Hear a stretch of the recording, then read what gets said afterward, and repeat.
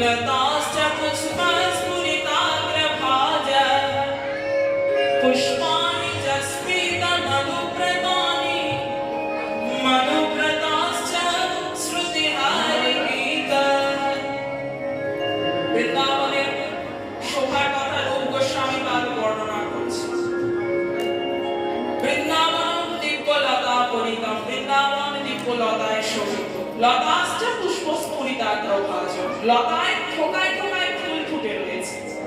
পুষ্পাণি চ স্ফীতমনুব্রতানি, সেই ফুলের মধ্যে আবার ঝাঁকে ঝাঁকে ভ্রমর গুনগুন করছে।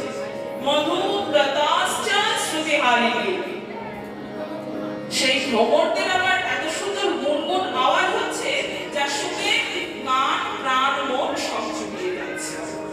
এত সুন্দর বৃন্দাবনের শোভা, যে বৃন্দাবন লতায় শোভিত, লতা কুসুমে শোভিত, কুসুম ভ্রমরে শোভিত, আর ভ্রমর গুঞ্জনে শোভিত।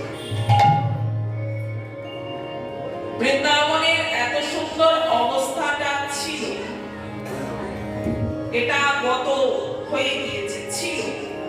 এখন কিন্তু বৃন্দাবনের এই অবস্থা। যে লীলাটি আমরা বর্ণনা করতে ঢুকেছি, সেই লীলাতে দেখা যাচ্ছে বৃন্দাবনের অবস্থা এখন নিদারুণ অবস্থা। সাজানো গোছানো বৃন্দাবন, সেই রম্য সুশোভিত বৃন্দাবন আর সেই রকম নেই। সবসময় যেন সেখানে তীব্র গরম একটা বাতাস প্রবাহিত হচ্ছে, তীব্র একটা বায়ু প্রবাহিত হচ্ছে, যেটা অসহ্য গরম, যেন গায়ে লাগলে ফুসকা পড়ে যাবে। তাপ, এত তাপ। ওদিকে তোল, ধরে রাখ শুধু। কোথা থেকে তাপ আসছে? ব্যবসা করছিস না, ওই ব্রজগোপিকাগণ, ব্রজবাসী যারা কৃষ্ণকে সত্য হারিয়েছে, যারা বৃন্দাবনে ব্রজ গোপগোপিকাগণ যারা কৃষ্ণকে হারিয়েছে, তাদের যে কি বিরহ, কি ব্যথা, সেই ব্যথাটা যেন বৃন্দাবনে পদার্পণ করলে বোঝা যাচ্ছে। তীব্র একটা গরম আবহাওয়া, যেটাতে একদম যেন প্রাণ মন যেন ভস্মীভূত করে দেয়। এইরকম একটা বৃন্দাবনের অবস্থা। প্রথমে আমরা যাদের কথা শুনবো তারা হচ্ছে আমাদের নন্দ মহারাজা আর মা যশোদা, যারা গোবিন্দের পিতা এবং মাতা। ছেলে হারিয়ে, একমাত্র নীলমণিকে হারিয়ে তাদের যে কি বিরহ, কি ব্যথা, সেই পদটা আমরা আগে আস্বাদন করব। নন্দ মহারাজ এবং যশোমতীর এই অবস্থা। চলুন ধীরে ধীরে আস্বাদন করি নন্দ মহারাজ যশোমতীর কি অবস্থা, পরে আস্বাদন করব আপনাদের কি দশা। নন্দ মহারাজ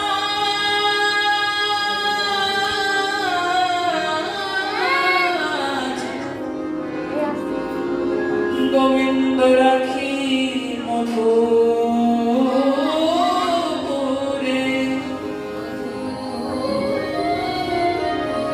ব্রজবাসীর দ্বারে দ্বারে গিয়ে বলে, ও গো ব্রজবাসী, তোমরা কেউ কি আমার গোপালকে দেখেছো? ও গো যে অবধি ব্রজে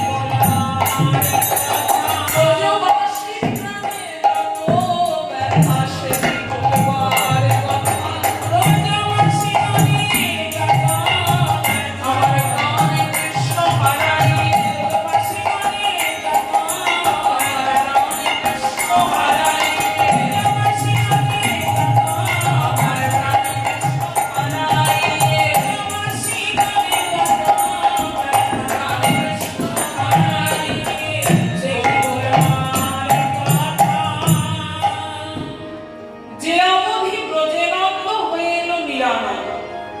যে অবধি, যে সময় থেকে নন্দ মহারাজ ব্রজে আসলো নিরানন্দ হয়ে, কোন সময় থেকে আসলো নিরানন্দ হয়ে? মাধুরীর বিরহ শুরু হয় রাধারানীর বিরহ দিয়ে, আমরা কেউই তার আগেরটুকুনি আস্বাদন করি। কোন সময় থেকে নন্দ মহারাজ নিরানন্দ হয়ে ব্রজে আসলেন, কোথায় বা গিয়েছিলেন, কেন বা ব্রজে আসলেন নিরানন্দ হয়ে? না, মহারাজ কংস নিমন্ত্রণ করেছিলেন ধনুর্ভঙ্গ যজ্ঞে। আসলে এটা একটা কৌশল, যে কৃষ্ণকে ডেকে ওখানে বীর মল্লদের দিয়ে রামকৃষ্ণকে হত্যা করবে, এই হচ্ছে পরিকল্পনা। অক্রূরকে পাঠিয়ে দিলেন রথ নিয়ে, অক্রূরকে দুটো নিমন্ত্রণ পত্র দিয়ে পাঠিয়ে দিলেন। অক্রূর এসে নন্দ মহারাজকে বললেন, ব্রজের রাজা তো, গোকুলের রাজা নন্দ মহারাজ, তাকে বললেন, নন্দ, এই যে দুটো নিমন্ত্রণ পত্র পাঠিয়েছে মহারাজ কংস। মহারাজ কংস হচ্ছে সমস্ত মথুরা মণ্ডলের অধিপতি তথা ব্রজের অধিপতি। তাহলে নন্দ মহারাজের ওপরে রাজা হচ্ছে কংস, তার কাছ থেকে চিঠি এসেছে, মানে সোজা ব্যাপার নয়। অক্রূর বলছে, দেখো নন্দ, এই দুটো চিঠি পাঠিয়েছে, একটা রামকৃষ্ণের জন্য আর একটা তুমি এবং সকল ব্রজবাসীদের জন্য। তোমাদের সকলের নিমন্ত্রণ রয়েছে, তোমরা কংস মহারাজের ধনুর্ভঙ্গ যজ্ঞ দর্শন করতে মথুরায় যাবে। আমাকে এই রথ দিয়ে পাঠিয়ে দিয়েছে, তোমরা সকলে যাও। এবার মহারাজের আদেশ নন্দ মহারাজ তো ফেলতে পারেন না, তিনি তখনই আদেশ দিলেন। নন্দ নিজের যে ভাই ছিল, 5 ভাই, তারা উপানন্দ, সানন্দ, অভিনন্দ, তাদেরকে সব আদেশ দিলেন, ভাই তোরা সকলে সজ্জিত হ। গোপিকাগণ, গোপগণ যারা যেতে চায় মথুরায়, তাদেরকে সজ্জিত হতে বল। আর মহারাজ আমাদের নিমন্ত্রণ করেছে, উপঢৌকন মানে উপহার কিছু তো নিয়ে যেতে হবে, খালি হাতে তো যাওয়া যাবে না।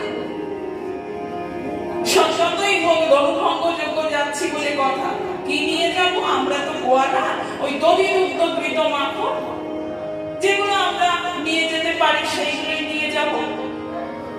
তৈরি হতে বল, বড় বড় গরুর গাড়িতে করে চাপিয়ে আমরা ওই দধিদুগ্ধকৃত গোল শর্করা সকলে নিয়ে যাব নন্দ মহারাজের যজ্ঞে। এই বলে দিলেন নন্দ মহারাজ, হেরি পিটিয়ে ঘোষণা করে দিলেন। এবার নন্দ মহারাজের আদেশে সমস্ত ব্রজ গৌরগণ তৈরি হয়েছে, রামকৃষ্ণের সঙ্গে তারা যাবে। মায়ের মন তো কিছুতেই মানে না, যশোমতী কিছুতেই যেতে দেবে না। নন্দ মহারাজ বোঝালেন, যশোমতী তুমি অনুমতি দাও, ওদেরকে ধনুর্ভঙ্গ যজ্ঞ দেখিয়েই নিয়ে চলে আসো। ছেলে বড় হচ্ছে তো, এক জায়গায় রাখলে কি আর হয়? বিভিন্ন জায়গায় যাবে, সেখানকার মানুষজনের সঙ্গে মিশবে, তবে তো রাজ্য শাসন করতে পারবে। আমার পরে তো আমার গোপালই না যাবে, তাকেও তো শাসন করতে হবে। তুমি চিন্তা করো না, আমি ভালোই ভালো ফিরিয়ে নিয়ে আসবো। এই যে অনুমতি নিয়ে নন্দ মহারাজ নিয়ে গেলেন ওই রামকৃষ্ণ। ধনুর্ভঙ্গ যজ্ঞে পৌঁছে কি কি হয়েছিল বিস্তারিত আর যাচ্ছি না, আপনারা সকলেই জানেন। সেখানে কুচ্চাকে উদ্ধার করেছিল, রজনীকে কৃপা করেছিল, চানুর মুষ্টিক ইত্যাদি বধ করেছে, কংসকেও বিনাশ করলেন। তারপরে কংসের পিতা উগ্রসেন, যে কিনা কারাগারে ছিল, তাকে রাজা করলেন। এবার এই সব ঘটনাক্রমে 3 দিন অতিবাহিত হয়ে গেল। এবার 3 দিন পরে নন্দ মহারাজ কৃষ্ণের কাছে গিয়ে বলছে, বা গোপাল, 3 দিন তো হয়ে গেল বাবা, অনেক কিছু ঘটনা ঘটে গিয়েছে, যা মথুরায় এখন শান্তির রাজ্যের প্রতিষ্ঠা পেয়েছে। উগ্রসেন এখন রাজা, সে ভালো রাজা, সে ভালোভাবে রাজ্য পরিচালনা করবে। বাবা তুই এখন আমাদের সঙ্গে ফিরে চল, তুই আর রাম আমার সঙ্গে ফিরে চল, ব্রজগোপরা অপেক্ষা করছে। 3 দিন হয়ে গেছে বাবা, তোর মা, আমি বলে এসেছি 1 দিনের জন্য নিয়ে যাচ্ছি তোমার ছেলেকে, আর 3 দিন হয়ে গেছে, সে কি না কি ভাবছে, তুই চল বাবা, ফিরে চল। কৃষ্ণ তখন নন্দ মহারাজের দিকে তাকিয়ে ভাবলেন, আমাকে তো ফিরে গেলে চলবে না, আমাকে তো ফিরে গেলে চলবে না, কারণ আমি ধরণীর ভুয়ার হরণ করতে এসেছি, লীলার কারণে এসেছি। ব্রজলীলা আমার শেষ হয়েছে, এইবার আমার মথুরা লীলার সূচনা করতে কিন্তু পিতা যে বুঝবে না, পিতাকে কি বলে বোঝায়? পিতা, আমার যে এখনো কার্য সমাধান হয়নি পিতা, তুমি ফিরে যাও। আমার কার্য সমাধান না হলে আমি তো ব্রজমণ্ডলে ফিরতে পারবো না। কেন বাবা, তোর কি কাজ আছে? তুই তো অনেক কাজ করে ফেলেছিস। সেই দেখ না, এসে তুই কত সুন্দর শান্তি রাজ্য সুপ্রতিষ্ঠা করে দিয়েছিস, উগ্রসেন রাজা হয়েছে। আর তোর কি কাজ আছে? এবার বাবা তুই ঘরের ছেড়ে ঘরে ফিরে যা। দেখ না, সবাই সেজে গুজে অপেক্ষা করছে, আমরা তাড়াতাড়ি ফিরে যাই। চল বাবা, বেলায় বেলায় ফিরতে হবে আমাদের। কৃষ্ণ দেখলে ওই আশার মুখটা দেখে, যে ফিরে যাবে, ওই আশার মুখটা দেখে কৃষ্ণ মনে মনে ভাবলেন, পিতাকে আমার নিষ্ঠুর বাক্য প্রয়োগ না করলে পিতা আমাকে এখানে ফেলে রেখে যাবে না। নন্দ মহারাজের দিকে চেয়ে বললেন, পিতা তুমি কাকে বলছো ঘরের ছেলে ঘরে ফিরে চল? ঘরের ছেলে তুমি কাকে বলছো? আমি তো ঘরের ছেলে ঘরেই ফিরে এসেছি। এতদিন বাইরে ছিলাম, কিন্তু এখন আমি ঘরের ছেলে ঘরে ফিরে এলাম। কি বলছিস গোপালকে, কি বলছিস? আমি কিছু বুঝতে পারছি না, একটু স্পষ্ট করে বল। ঘরের ছেলে তুই ঘরে ফিরে এলি মানে মথুরা তোর ঘর? আরে বৃন্দাবন তোর ঘর, আমরা তোর পিতা মাতা। ঘরের ছেলে ঘরে ফিরে যাবি মানে বৃন্দাবনে ফিরে যাবি। তুই এই কথা বলছিস কেন যে মথুরায় তুই ফিরে এসেছিস মানে ঘরে ফিরে এসেছিস?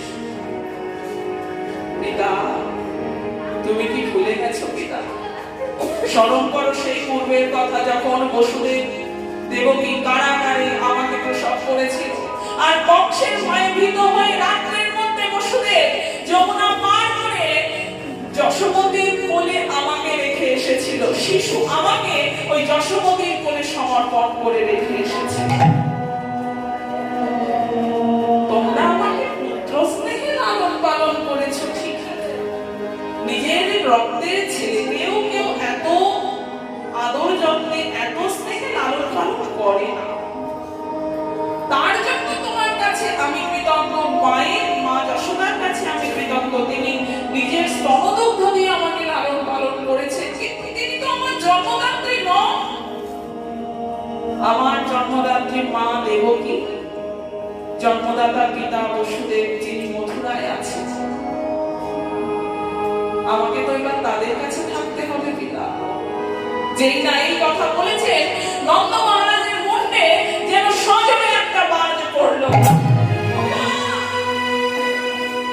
বাবা কি বলছিস? বাবা তুই এমনি কথা বলছিস? কি বলছিস তুই? কি বলছিস? বাবা তুই ঠিক আছিস তো? তোর শরীর খারাপ করছে না? তুই কি কথা বলছিস? তুই আমাদের ছেলে নষ্টই বসুদেব দেবকীর ছেলে। আমরা তোকে লালন পালন করেছি, তাই তুই কৃতজ্ঞ? তুই আমাদেরকে কৃতজ্ঞতা জ্ঞাপন করছিস? হ্যাঁ, কৃতজ্ঞ থাকার জন্য কি আমরা তোকে লালন পালন করেছি? তুই বলতো বাবা। তুই দেবকী বসুদেবকে পিতা মাতা বলছিস? প্রকৃত হ্যাঁ, জন্ম দিলে কি সে প্রকৃত পিতা মাতা হয়ে যায়?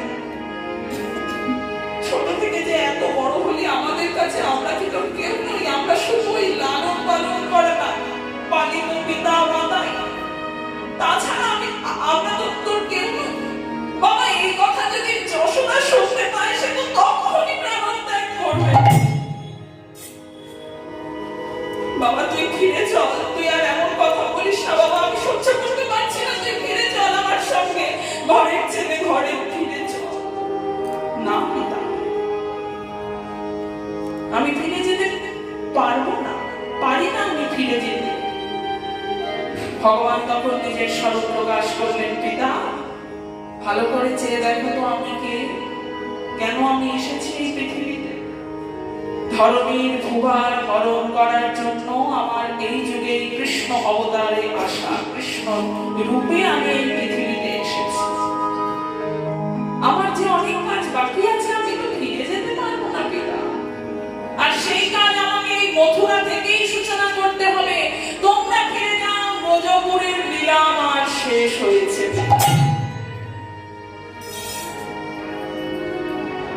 নন্দ মহারাজ যখন প্রকৃত স্বরূপটা দেখতে পেলেন, বুঝতে পারলেন স্বয়ং ভগবান স্বয়ং নারায়ণ। কিন্তু তবুও তো পিতা তিনি। পুত্র যদি হয় রে ভাই বাঞ্ছা কল্প তরু, তথাপিও পিতা মাতা হয় সে পরম গুরু। ভগবান নিজের স্বরূপ প্রকাশ করে যখন আদেশ করলেন, নন্দ ফিরে গেলেন সত্য, ব্রজপুরে তিনি ফিরে যেতে বাধ্য, ফিরে গিয়েছিলেন সত্য, কিন্তু তিনি ভগবানের আদেশে ফিরে গেলেন এমনটা নয়। তিনি মনে মনে ভেবে রেখে গেলেন যে আমার এক ছেলেকে আমি এই মথুরা ভূমিতে হারিয়ে রেখে ব্রজপুরে ফিরে যাচ্ছি। ব্রজে ফিরে আসছে ব্রজ গোপ গোপিকাগণের সঙ্গে, আর মা যশোমতীর কি অবস্থা। 3 দিন কৃষ্ণহারা হয়ে রানীরা নিজের আসন বসন ভূষণের খেয়াল নেই, ওড়না এলোথেলো, আলুথালু, কেশ কলা বিন্যস্ত, সব কেমন জানি হয়ে গেছে। কৃষ্ণ একদিন পরে আসবে বলেছিল, 3 দিন হয়ে গিয়েছে। নন্দ মহারাজ কেন আসছেন না, কেন আসছেন না, কখন আসবেন? ওই ননির থালা হাতে নিয়ে পথের দিকে চেয়ে রয়েছে, কখন আসবে কখন আসবে। এবার দাস দাসীরা যারা ব্রজ গোপিকাগণ সকলে সান্ত্বনা দিচ্ছে, মা ব্রজ গোপরা চলে আসবে, নন্দ মহারাজা তোমার ছেলেকে নিয়ে চলে আসবে, তুমি চিন্তা করো না, তুমি ঘরে ফিরে চলো, ফিরে আসলে আমরা তোমাকে সংবাদ দেব। তুমি কখন এসো? এই 3 দিন খাওয়া নেই, দাওয়া নেই, বিশ্রাম করা নেই, সারাক্ষণ ওই গোপাল গোপাল বলে পথের দিকে চেয়ে আছো, মা তুমি একটু ঘরে ফিরে চলো মা। যশোমতী বলছে, না রে তোরা বুঝবি না, ওরে আমার মনে যে কি চলছে তোরা বুঝবি না। তোরা জানিস না গোপাল আমি হাতে করে খেতে না দিলে সে যে খেতে পারে না। নন্দ মহারাজা আমাকে একদিনের জন্য বলে নিয়ে গিয়েছে, কিন্তু এখন 3 দিন হয়ে গেল, হয়তো কাজে আটকে পড়েছে, আসতে পারছে না। কিন্তু আমি জানি, মনে মনে জানি আমার গোপাল মানে খুব কষ্ট পাচ্ছে। মাকে ছেড়ে তার সন্তানটি ভালো থাকে, আমি জানি আমার গোপাল ক্ষুধার্ত মুখ নিয়ে ফিরে আসবে, আর এসেই বলবে মা আমায় খেতে দাও। আর যদি তখন আমি না থাকি তাহলে আমার গোপালকে কে খাওয়াবে তুমি বল? তখন আমি যদি না দাঁড়িয়ে থাকি, তোরা দেখো আমাকে সংবাদ দিবি, তারপরে আমি ননি ক্ষীরসরের মাখন নিয়ে আসবো, ততক্ষণে তো বড্ড দেরি হয়ে যাবে বাবা। আমার গোপাল ক্ষুধায় কষ্ট পাবে, আমি মা হয়ে সেটা কি করে মেনে নেবো? তোরা কিছু ভাবিস না, আমি ঠিক আছি, আমার গোপাল আসবে আজকে দেখিস, আর আসলেই আমাকে বলবে মা তুমি খেতে দাও। তাই আমি এই নদীর খাওয়া নিয়ে দাঁড়িয়ে রয়েছি। এই অপেক্ষা করতে করতে করতে করতে দেখছে প্রায় বিকেল হয়ে যাচ্ছে, তখন গোপরা ব্রজ গোপরা সেই শপথ অর্থাৎ গরুর গাড়ি নিয়ে ফিরছে। এবার গরুর গাড়ির আওয়াজ শুনে দূর থেকে টের পাওয়া যাচ্ছে ব্রজ গোপিকাগণ দাস দাসী যারা নন্দ মহারানীকে ঘিরে রেখেছে, দশমতীকে ঘিরে রেখেছে, তারা বলছে মা ওই হয়তো চলে এসেছে, নন্দ মহারাজা হয়তো গোপদের নিয়ে চলে এসেছে, তুমি আর চিন্তা করো না মা, রামকৃষ্ণ আমাদের চলে এসেছে। সব ব্রজ গোপরা আসছে, মা জিজ্ঞাসা করছে, ব্যগ্র ভাবে জিজ্ঞাসা করছে, হ্যাঁ রে তুই এলি, হ্যাঁ রে আমার গোপাল কোথায়, কেমন আছে? কিছু বলছে না, নতমস্তকে চলে যাচ্ছে কাঁদতে কাঁদতে। হ্যাঁ রে তুই এরকম মুখ মিঠু করে চলে যাচ্ছিস কেন? হ্যাঁ রে তুই কোনো কথা বল। ওই যে ওই ব্রজগোপ, ওগো তুমি তো আমার গোপালকে সাথে করে নিয়ে গিয়েছিলে, তুমি কোনো কথা বলো। কেউ কিছু বলছো না কেন? তোমরা নতমস্তকে সব চলে যাচ্ছে, বলো কিছু বলো, আমার গোপাল কোথায়? সে কত পেছনে আছে, নন্দ মহারাজা কোথায়? নন্দ মহারাজার সামনে আসতে সাহস পাচ্ছে। অবশেষে নন্দ মহারাজের দেখা পেয়েছে যশোমতী। এই তো মহারাজা, রাজামশাই, এই যে আমার ছেলেকে যে তুমি বলে নিয়ে গেলে একদিনের জন্য, 3 দিন হয়ে গিয়েছে, তুমি কেমন পিতা গো, তুমি জানো না আমার ছেলে আমার হাতে যদি না খায় তাহলে তার খাওয়া হয় না। তুমি জানো না আমার হাতে মন্থন করা ক্ষীরসর ননি খেলে তবে গোপালের পেট ভরে। ও তো নিজে বুঝতেও পারে না আমার কতটা খেতে হবে আর কতটা খেতে হবে। আমি হাতে করে না দিলে ওর তো পেটও ভরে না, আর তুমি 3 দিন ওখানে রেখে দিয়েছিস। কোথায় আমার গোপাল, কোথায়? শিগগিরই আনো, এই দেখো আমি ক্ষীরসর ননি প্রস্তুত করে রেখেছি, কোথায় আমার গোপাল? কোনো কথা নেই। ঝড় ঝড় করে নয়ন দিয়ে বাড়ি বড়ি সামলাচ্ছে, কিন্তু কোনো কথা বলতে পারছে না। মা বারবার করে জিজ্ঞাসা করছে, কি গো মহারাজা কাঁদছো না? বলো, আমার গোপালের কি শরীর খারাপ? বলো না, বলো কোথায় আছে? গোপালের রথ কি পেছনে আছে? বলো না। এই বলো না বলো না বলো না করতে করতে নন্দ মহারাজের ধৈর্যের যখন অবসান হয়েছে, বলেই ফেললেন, যশোমতী তোমার গোপাল আর কোনোদিন তোকে ফিরে আসবে না। কি বলছো? দাঁড়াও দাঁড়াও দাঁড়াও, এত বড় কথাটা তুমি বলতে পারলে মায়ের সামনে, যে ছেলে মায়ের কাছে কোনোদিন ফিরে আসবে না? এত বড় কথাটা তুমি আমার সামনে বলতে পারলে? আমার নীলমণি আমার কাছে ফিরে আসবে না? কি করে বললে এত বড় কথাটা? কি হয়েছে আমার গোপালে? কেন ফিরে আসবে না বলো? আমাকে বলো, কেন ফিরে আসবে না? সে কোথায় আছে? সে তার শরীর ঠিক আছে না? বলো, কেন ফিরে আসবে না? যশোমতী, কি করে বলি তোমায় যশোমতী? তোমায় বললে তুমি যে আর এক্ষুনি জীবন অবসান ঘটিয়ে দেবে, তুমি তো আর জীবন রাখবে না যশোমতী। তোমায় কি করে বলি সে যে আমাদের সন্তান নয়? সন্তান নয়? মহারাজা তুমি কি বলছো? একটু ভেবে চিন্তে বলো, সন্তান নয় মানে কি? আমার ছেলে ছোট থেকে আমার পরের ননি খেয়ে বড় হয়েছে, আমার স্তনে দুগ্ধ পান করেছে, আমার আঁচল ধরে মা মা বলে ঘুরেছে, আমার অঙ্গনে খেলা করেছে, আমাদের গরু বাছুর নিয়ে এসে গোচারণে গিয়েছে, আমার গোচারণ থেকে ফিরে এসে আমার বলে সে শয়ন করেছে, আর তুমি বলছো আমাদের সন্তান নয়? এত বড় কথাটা কি করে বলতে পারছো? নন্দ মহারাজা বলছে, যশোদা কি বলবো যশোদা, তোমাকে তো একটা কথা বলা হয়নি। গোপাল তোমার নিজের গর্ভের সন্তান নয়, সে যে দেবকী বসুদেবের সন্তান। বংশের ভয়ে তারা জন্মের দিনই ওই ছোট গোপালকে তোমার কোলে গোকুলে এসে দিয়ে গিয়েছিল। সে কথাটা আমি জানতাম যশোদা, কিন্তু আমি ভুলে গিয়েছিলাম, গোপালকে আমার নিজের ছেলেই ভেবেছি। কিন্তু যশোদা আসলে সেটা আমাদের সন্তান নয়, তার এখন প্রকৃত পিতা বাবার কাছে ফিরে যাওয়ার সময় হয়েছে। আমরা তার লালন পালন করেছি, কিন্তু আমরা যে তার প্রকৃত পিতা মাতা নই যশোদা। তোমার ছেলে তো তোমার ছেলে নয়, সে যার ছেলে তার কাছে ফিরে গেছে, আর কেন ব্রজভূমে ফিরে আসবে? কথাটা শোনা মাত্র যশোমতী কেমন একটা ঘরে চলে গেলেন। গোপাল আর ফিরে আসবে না? আমাদের ছেলে না, না এরকম হতে পারে না, গোপাল আমার এরকম নয়। ফিরে আসবে ঠিকই, গোপাল হয়তো কোনো কাজে আটকে গেছে, সে তো আমার ছেলে, সে কেন দেবকীর ছেলে হতে যাবে?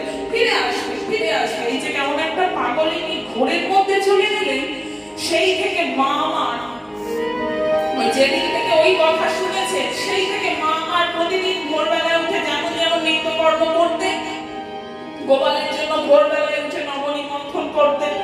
সেই নবনী মন্থন করে নবনীর ঠিক স্বর্ণনী সাজিয়ে, পাত্র সাজিয়ে ওই থালা হাতে ধরে অপেক্ষা করেন, গোপাল আসবে। গোপাল কেন আসবে না? গোপাল তো আমার সন্তান, ঘরের ছেলে, কাজ করে তাকে তো ঘরে ফিরতে হবে। গোপাল আমার আসবে। নন্দ মহারাজা কিছু জানেন না, কিন্তু আমি জানি ও যে আমার ছেলে। ছেলেকে মায়ের থেকে ভালো কে বোঝে? আমি জানি আমার ছেলে ফিরে আসবে, আর এসে খেতে চাইবে। ওই প্রতিদিন নবনীর থালা সাজিয়ে নিয়ে নিজের বেশ পোশাকের কোনো লক্ষ্য নেই, আলু খালু বেশ পাগলিনীর মতো, কিন্তু ওই ক্ষীরসরের ননি থালাটা খুব সুন্দর করে সাজিয়ে নিয়ে ওই বহির্দ্বারে গিয়ে অপেক্ষা করে। গোপাল গোপাল বলে ডাকতে থাকে আর অপেক্ষা করে, গোপাল আমার কোথায়? ব্রজেশ্বরী ব্রজেশ্বরী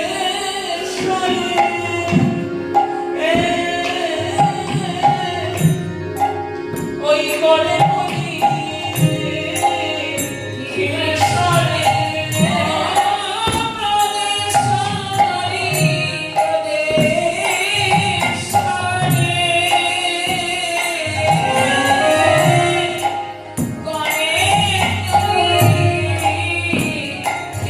Sorry.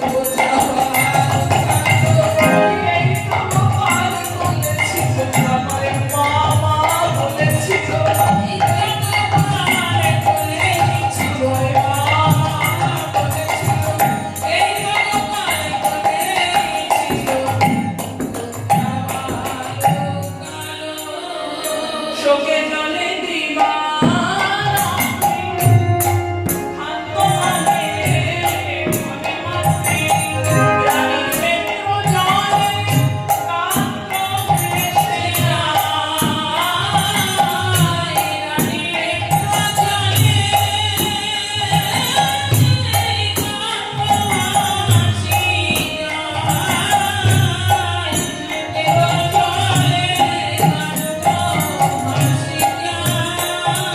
বলে তোকে ভাসিছে তোকে ভাসি আয় গোপাল গোপাল গোপাল বলে তোকে ভাসিছে আয় গোপাল গোপাল গোপাল বলে তোকে ভাসিছে ওই ক্ষণে ক্ষণে ক্রন্দন আবার ক্ষণে হয় নিস্পন্দন ও ক্ষণে ক্ষণে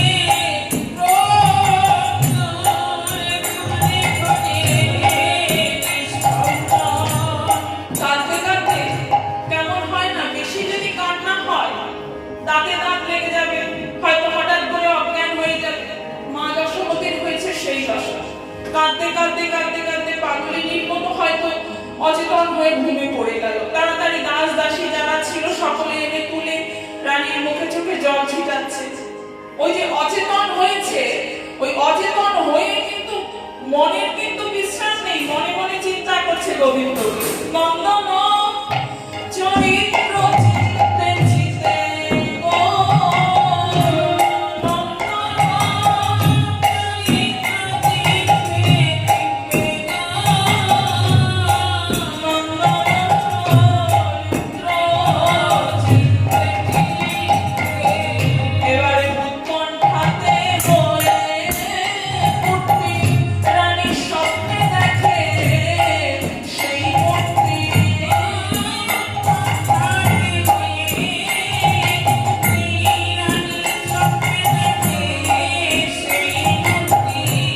স্বপ্নে দেখছে রানীকে শয্যায় শুইয়ে দিয়েছে, স্বপ্নে দেখছে তন্দ্রায় ভাবে, স্বপ্নে দেখছে অচেতন অবস্থায় যেন গোপাল এসে শিয়রের কাছে দাঁড়িয়েছে।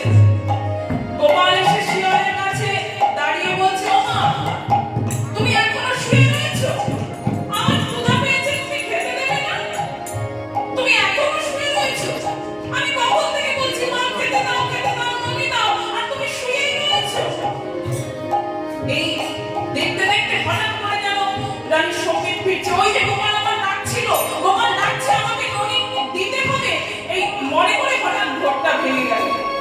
যেই না তন্দ্রাটা ভেঙে গেল, এবার বাহ্য স্ফূর্তি হয় আছো ফিরতে, বাহ্য স্ফূর্তি হয় আছো ফিরতে, বাহ্য স্ফূর্তি হয় আছো ফিরতে। গোপাল, গোপাল আমি এক্ষুনি ননি দিচ্ছি, এই তো বাবা এই তো। ওই গোপাল, গোপাল, গোপাল, গোপাল তুমি এই তো ছিল, এই তো ছিল আমার পাশেই দাঁড়িয়ে মা মা বলছিল, আমার পাশেই শয্যায় শয়নে ছিল। গোপাল কোথায় গেল? গোপাল, গোপাল বাবা উঠতে দেরি হয়ে গিয়েছে বলে তুই কি চলে গেলি? ও গোপাল, গোপাল এবারে কৃষ্ণ শূন্য শয্যায় রানী উঠছে হাহাকার করিয়া, কৃষ্ণ শূন্য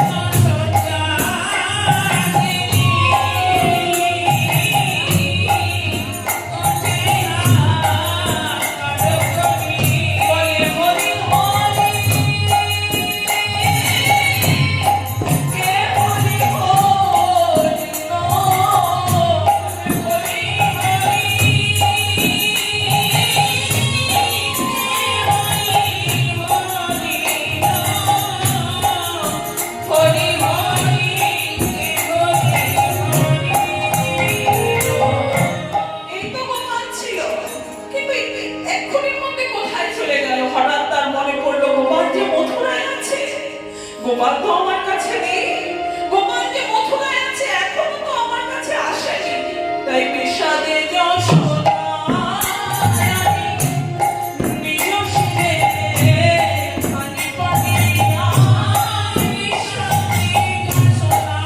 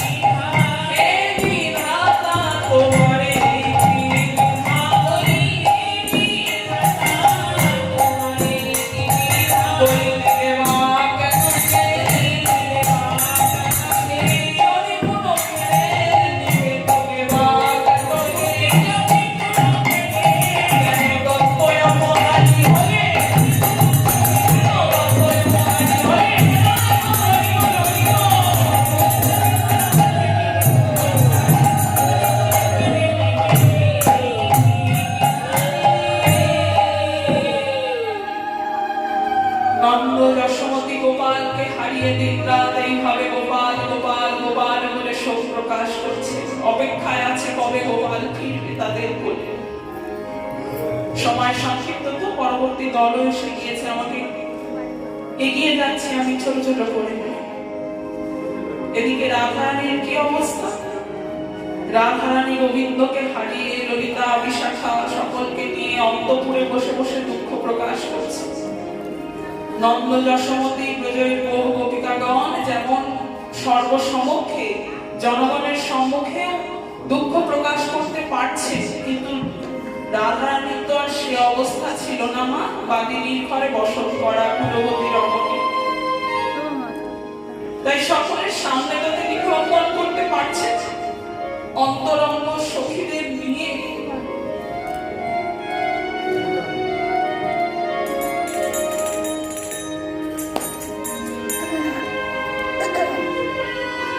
অন্তরঙ্গ সখীদের নিয়ে নিভৃতে অন্তপুরে বসে বসে দুঃখ প্রকাশ করছে ললিতা বিশাখা। তোরা জানিস আমি গোবিন্দের কাছে গিয়েছিলাম আমার এই তাপিত পরাণ জুড়াবো বলে। আমার তাপিত পরাণ জুড়িয়েও ছিল, কিন্তু যেদিন থেকে গোবিন্দ চলে গেল সেদিন থেকে ওই শীতল অঙ্গকে যেন আমার দ্বিগুণ তাপিত পরাণ করে চলে গেল। আগে যা তাপ ছিল সেটা তো মধুর স্পর্শে নিবৃত্ত হয়েছে, কিন্তু এখন যখন মধু চলে গেল ওই আগের তাপের অপেক্ষাও দ্বিগুণ তাপ যেন আমার অঙ্গ এখন জ্বলে যাচ্ছে।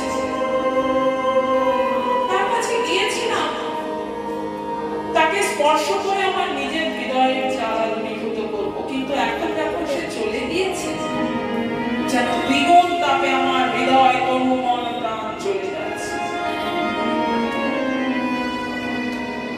শীতল তছু অঙ্গ বলি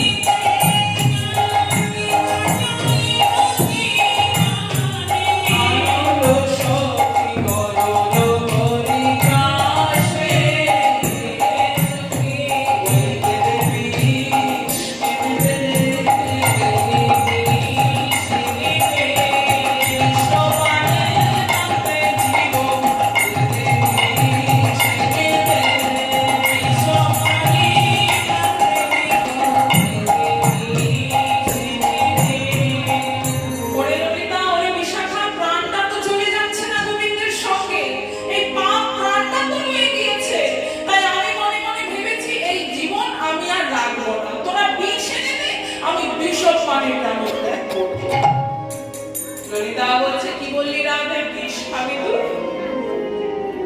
বিষ খাবি তুই, কিন্তু বিষে যে তোর কাজ হবে না। কেন কাজ হবে না?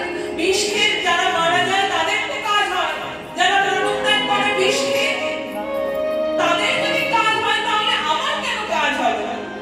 বলে রাধে, যদি প্রথম থেকেই কেউ অমৃত পান করে রাখে তাহলে কি তাদের আর বিষে কোনো কাজ হয়? তুই যে প্রথম থেকেই অমৃত পান করে রেখেছিস, বলি এ বিষে তোর কাজ হবে না।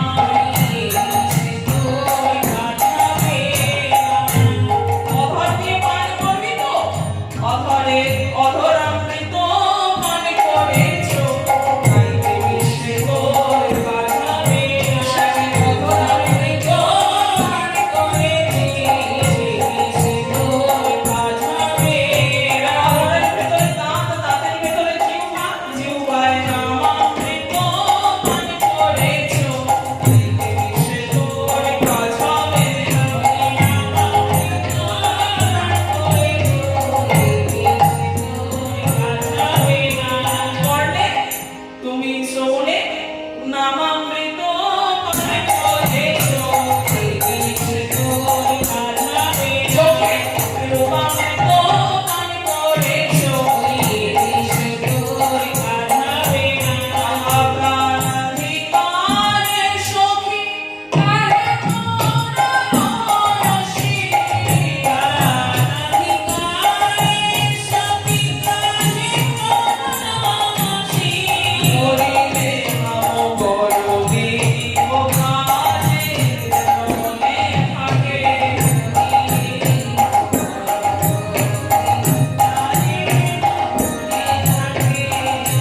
সত্যি যদি আমি কোনোদিন কৃষ্ণ কৃষ্ণ বলে কেঁদে কেঁদে মরে যাই, তাহলে তোরা কি করবি ভালো করে শুনে নে। মরিব মরিব সখী, নিশ্চয় মরিব, কারো হেন গুণনীতি কারে দিয়ে যাব। মরিবে আম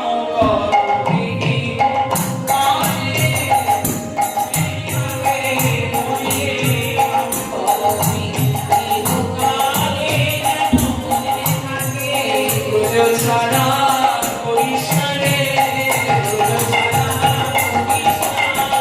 তার পদ রাজ আছে, তাই ব্রজ ছাড়া করিস না রে, তার পদ রাজ আছে, ব্রজ ছাড়া করিস না রে। আমারি তোলো মা ধরে সুবীর হরি মানবী, শ্যাম রবি তরু কমল রায়, বেঁধে রাখি শ্যাম রবি তরু কমল রায়, বেঁধে রাখি।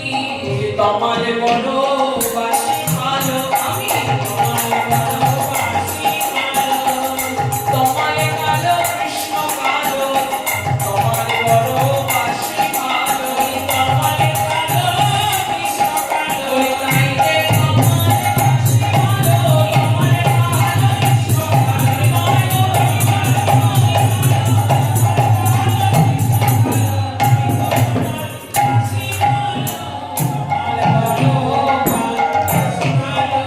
যদি কৃষ্ণ বলে কেঁদে কেঁদে মরে যায়, তাহলে ব্রজের মধ্যে ওই যে তমাল গাছ আছে, তমাল গাছে আমার দেহটা এই কর দুটো বন্ধন করে বেঁধে রাখবে।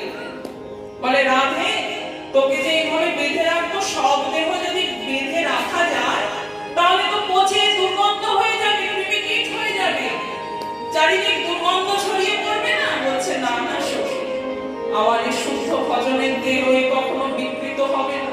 আরো কটা কথা বলে রাখি, তোরা কি কাজ করবি জানিস? শোন, ভালো করে শুনে রাখ।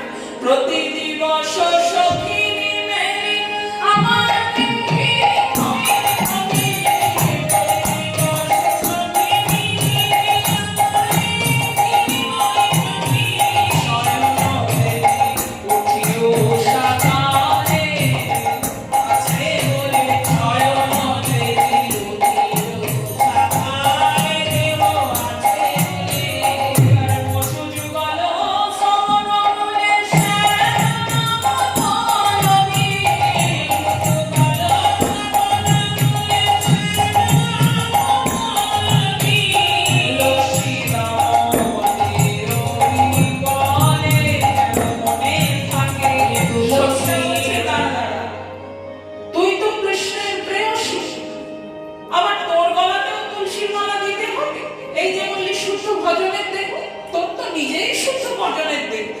দেহ শুদ্ধ করার জন্য লোকে তুলসী দাম গলায় পড়ে, তুলসীর মালা পড়ে। তা তোর তো দেহ শুদ্ধ, তুই কেন তুলসীর মালা পরবি? বলে হ্যাঁ, আমার গলাতে দিবি কেন জানিস? তুলসী কৃষ্ণ প্রেয়সী, তুলসী কৃষ্ণ প্রেয়সী, কার টানে গোবিন্দ আসে, তুলসী কৃষ্ণ প্রেয়সী, কার টানে গোবিন্দ আসে, আমার কথা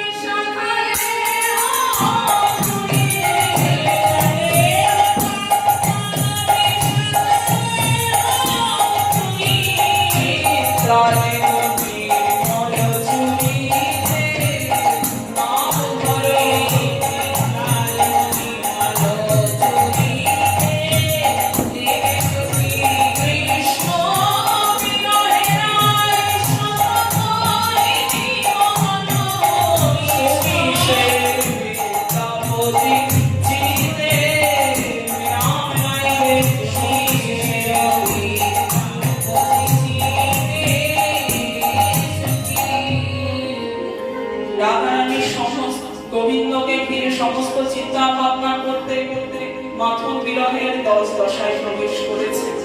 মাথুর বিরহের 10 দশা কি কি? যথা উজ্জ্বল নির্মণি গ্রন্থে রূপ গোস্বামী পাদ বর্ণনা করছেন চিন্তাত্র জাগতে গৌতম কম্বলিনাঙ্গতা প্রলাপ ব্যাধি উন্মাদ মোহ মৃত্যুর দশা দশা। চিন্তা দিয়ে শুরু হচ্ছে মাথুর বিরহে 10 দশা। চিন্তা দিয়ে শুরু হয় চিন্তা। গোবিন্দ চলে গিয়েছে, কেন এলো? চলে তো গিয়েছে, কেন এলো না? ফিরে এলো না কেন? বলেছিলেন কাল আসবে, এখনো কেন এলো না? কি হলো? গিয়ে কি কোনো কাজে আটকে পড়লো? এখনো কি সে কাজ শেষ হয়নি? কখন সে কাজ শেষ হবে? আর কতদিন অপেক্ষা করবে? এই যে চিন্তা। এবার চিন্তা যদি বেশি হয়, একটু একটু করে এগিয়ে যাচ্ছে। চিন্তা যদি বেশি হয় তাহলে রাত্রি জাগরণ হবে। চিন্তা বেশি বাড়লেই মাথার মধ্যে সবসময় যদি চিন্তা করে ঘুম আসবে। চিন্তাত্র জাগরণ। পরবর্তী দশা হচ্ছে জাগরণ। দ্বিতীয় দশা জাগরণ। তৃতীয় দশা উদ্বেগ। এবার রাতের পর রাত যদি জাগতে থাকে ব্যাকুলতা তো আরো বাড়বে। ঘুমও হচ্ছে না, মাথারও বিরাম হচ্ছে না। কখন আসবে গোবিন্দ? এখনো কেন আসছে না? একবার ঘর একবার বাইরে যাচ্ছে। এই তো মালাটা গাঁথা হয়েছে সখী, যদি মধু আসে আমাকে পড়াতে হবে না? কেন আসছে না মধু?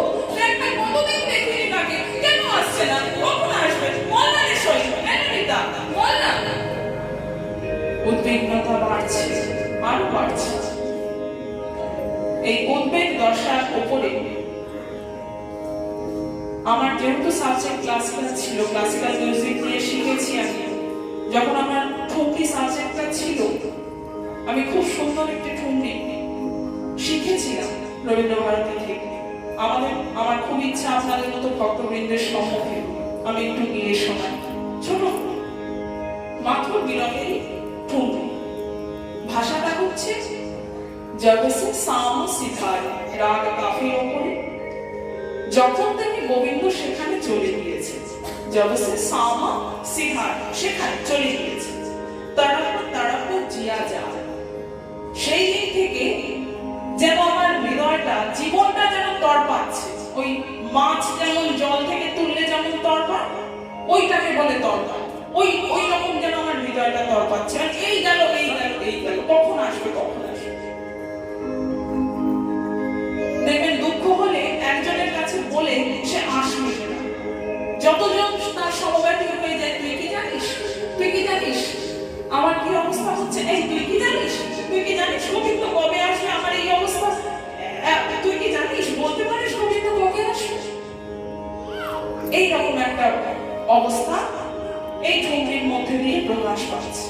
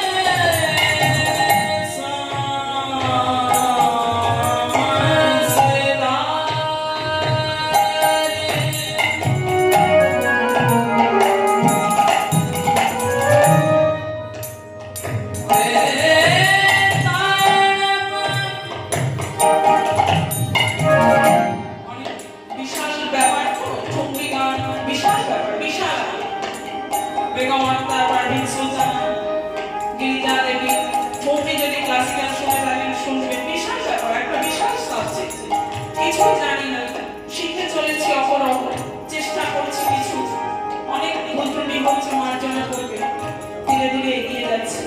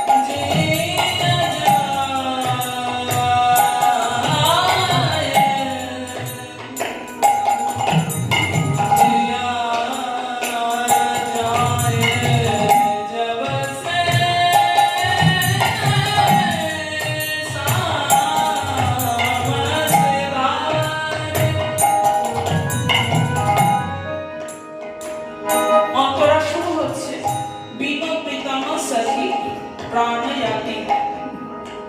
সেই প্রীতমকে ছাড়া, সেই গোবিন্দকে ছাড়া আমার প্রাণটাই চলে যাচ্ছে, প্রাণটা চলে যাচ্ছে, তবুও কেন গোবিন্দ আসছে না? আয় প্রীতমকে আয়, তবুও গোবিন্দ আসছে।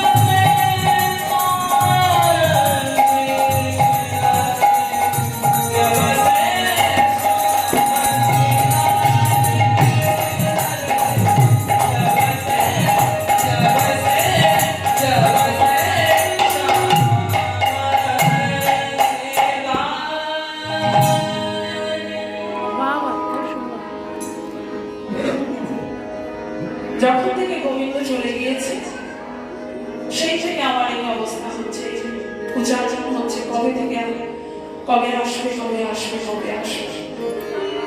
চিন্তাত্র জাগর দেগাও তানব, বেশি যখন উদ্বেগ বাড়বে, শরীরটা প্যাটাটির মতো হয়ে গিয়েছে, রোগা হয়ে গিয়েছে। একটা বর্ণনা দিচ্ছে কৃষ্ণ পদকর্তা, হাতের অঙ্গুরি যেন হাতের বলয় হয়ে গিয়েছে। চিন্তা করুন কিরকম শরীরটা ক্ষীণ হয়ে গিয়েছে, আঙুলের আংটি পরের বলয় হয়ে গিয়েছে, হাতের চুড়ি হয়ে গিয়েছে, একদম রোগা প্যাকাটির মতো শরীর হয়ে গিয়েছে। দানব মলিনাঙ্গ স্বর্ণবর্ণ বিবর্ণ হয়ে গেল। একটা সুন্দর ফুলকে যদি তাপ দেওয়া হয় কেমন হয়, মরছিয়ে একটা কালো কুকড়ানো দশা যেমন প্রাপ্ত হয়, সেই রকম স্বর্ণবর্ণ যে আমাদের রাধারানী ছিল, সেই রাধারানী এখন কালো রাধারানী হয়ে গিয়েছে, তাকে দেখে চেনাই যাচ্ছে না। কৃষ্ণাঙ্গী কৃষ্ণাঙ্গী রাধারানী এইরকম অবস্থা। দানবম মলিনাঙ্গতা প্রলাপ প্রলাপ, এবার বারবার ভুল বকছে। 6 নম্বর দশা হচ্ছে প্রলাপ, বারবার ভুল বকছে। গোবিন্দ এতক্ষণ একটা কারণ খোঁজার চেষ্টা করছে, এবার যখন কারণ খুঁজে পাচ্ছে না, এবার ভুল বকছে। গোবিন্দ চলে গিয়ে